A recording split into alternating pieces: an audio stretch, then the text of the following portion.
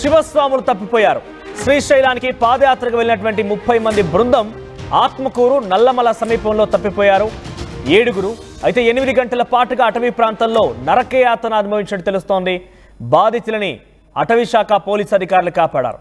ఒక పాదయాత్రగా శ్రీశైలానికి వెళ్తున్నటువంటి ఆ పాదయాత్రగా వెళ్ళేటువంటి 30 మంది బృందంలో నుంచి 7 తప్పినట్టు తెలుస్తోంది. ఆ 7 అందరూ కూడా అటవీ ప్రాంతంలో చాలా తీవ్రమైన నరకయాతన అనుభవించారు. సుమారుగా 8 గంటల పాటు అటవీలోనే చాలా తీవ్ర ఇబ్బందులు పడ్డారు. ఎటువంటి లైటింగ్ లేదు, చాలా తిండి తిప్పలు లేవు, అంతా ఒక అర్థం కాని పరిస్థితి. అసలు ఆ ప్రాణాలతో ఎలా బయటపడతామంటూ కూడా ప్రాణాలు అరచేతిలో పెట్టుకొని బిక్కుబిక్కుమంటూ గడిపారు. ఆత్మకూరు నల్లమల సమీపంలో వారు తప్పినట్టు తెలుస్తోంది.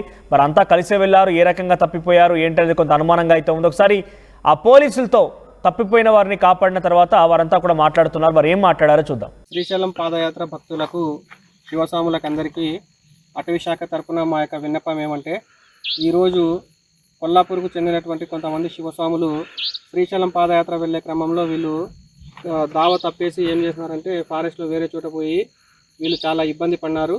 రాత్రి దాదాపు 10 గంటల సమయం పట్టింది. మేము ఉదయం 10 గంటల నుంచి వీళ్ళు ఫారెస్ట్లో దావ తెలియక ఇబ్బంది పడినారు.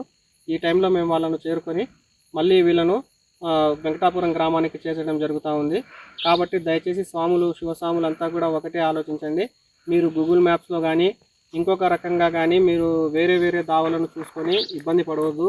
మీరు ఎట్టి పరిస్థితుల్లో కూడా పాదయాత్ర వెంకటాపురం నుంచి మొదలవుతుంది.